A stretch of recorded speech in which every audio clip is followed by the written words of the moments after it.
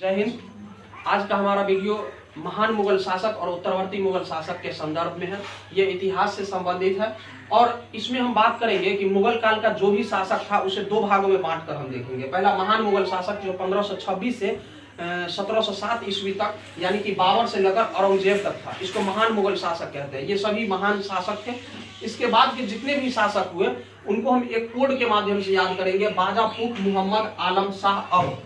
इसके माध्यम से हम याद करेंगे। ये सभी उतने इंपोर्टेंट शासक नहीं है, लेकिन इनका शासनकाल था मुगल शासन के क्रम में, तो इन्हें भी हम देखेंगे। इनका शासनकाल आप देखेंगे तो 1707 जब औरंगजेब की मृत्यु हुई तब से और 1857 तक, वैसे 1862 तक इनका कहीं ना कहीं प्रभाव रहा है भारतीय राजनीति में। अब ये महान मुगल शासक के बारे में आप पहले से जानते होंगे। जैसे बाबर 1526 से 1530, इसने 4 युद्ध लड़ा था। 1526 में जब ये आया था तो पानीपत का युद्ध लड़ा था इब्राहिम लोदी के साथ। 1527 में खानवा का युद्ध लड़ा था और 1528 में चंदेरी का युद्ध लड़ा था। 1529 में घाघरा का युद्ध लड़ा था। 1530 में उसको घग्गर का युद्ध भी कहा जाता है। 1530 में इसकी मृत्यु हो गई थी। इसके बाद इसका सबसे बड़ा बेटा हुमायूं बैठा था। इसने अपने पिता के सभी संपत्ति को 4 भाइयों में बांट दिया था। उसके बाद यह 1530 ईस्वी में जब गद्दी पर बैठा तो 1540 में 1539 और 40 में बिहार का एक शासक था शेर शाह, वो इसको 40 में हराकर वो सूर्यवंश की स्थापना किया था। वो सूर्यवंश 1540 से 1555 तक रहा, जिसमें शेर शाह सूरी 1540 से 1545 तक ही शासन किया था। उसके बाद 1555 में पुनः हुमायूं बहुत सारे शासक से कंधार के शासक और बहुत सारे शासक से सहायता लेकर युद्ध किया और जो सूर्यवंश था उसको समाप्त करके पुनः मुगल साम्राज्य का स्थापना किया था 1556 में। और 1556 में शेरेमंडल की सीढ़ी से, यानी कि इसका एक पुस्तकालय था जिसका शेरेमंडल नाम था, 1556 में गिरने के कारण इसकी मृत्यु हो गई थी। लेनपुल नामक एक इतिहासकार इसके बारे में, हुमायूं के बारे में कहते हैं, यह बड़ा ही बदनसीब शासक था जो जीवन भर लड़खड़ाता रहा और लड़खड़ाते लड़खड़ाते मर गया। हुमायूं के बाद अकबर, ये 1556 से 1605 ईस्वी तक शासन किया। यह मुगल काल का एक महान शासक था। इसे महान शासक के रूप में जाना जाता है। सबसे लंबी अवधि तक शासन भी किया था। इसके समय में बहुत सारा बदलाव आया था, जैसे मनसबदारी प्रथा एक अलग धर्म बनाने की इसने विचार प्रकट किया था, लेकिन इसके मित्र और जो उस समय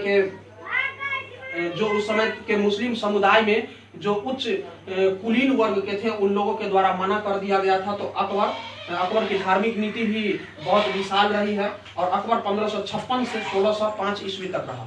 अकबर का सबसे बड़ा पुत्र जहांगीर, एग्जाम में पूछा जाता है कि जहांगीर का दूसरा नाम क्या है, तो जहांगीर का दूसरा नाम सलीम खान है। तो सलीम 1605 से 1627 तक शासन किया था।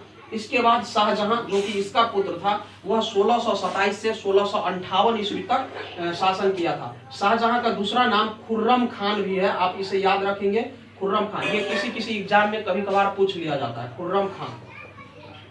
उसके बाद सबसे अंतिम महान मुगल शासक में औरंगजेब है, 1658 से 1707 ईस्वी तक। 1707 में इसकी मृत्यु हो गई। याद रखेंगे इसे आलमगीर भी कहा जाता है, पीर भी कहा जाता है, यानी कि बहुत सारे नामों से इसे जाना जाता है। ये औरंगजेब था, 1658 से 1707 तक शासन किया।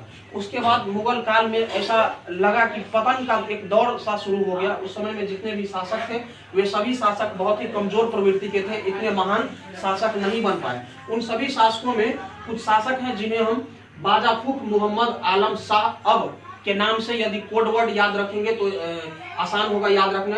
बा से बहादुर शाह, जो 1707 से 1712 ईस्वी तक शासन किया। उसके बाद जहादर शाह, याद रखेंगे कि ये एक अच्छा शासक हो सकता था, लेकिन इसे अधिक समय नहीं मिला, जिसके कारण से मुगल साम्राज्य में इसके बाद का जो भी शासक था सभी एकदम लटकंपू टाइप का शासक था, कोई महान नहीं बन पाया। उसके बाद जहादर शाह 1712 से 1713 ईस्वी। फरूख सियर, इसने ही अंग्रेज को मैग्ना कार्टा दिया था, जो कि उसके जो वाणिज्य है, व्यापार है, उसमें उसे बहुत ही लाभ किया। और फरूख सियर 1713 से 1719 ईस्वी तक शासन किया। उसके बाद मोहम्मद शाह, इसे रंगीला के नाम से जाना जाता है। ये 1719 से 1748 ईस्वी तक शासन किया। याद रखेंगे मोहम्मद शाह, इसका दूसरा नाम रंगीला, ये रंगीला के नाम से जाना जाता है। इसकी बहुत सारी महिला मित्र थी और इस प्रकार से ये 1719 से 1748 तक शासन किया। उसके बाद अहमद शाह 1748 से 1754 ईस्वी तक शासन किया।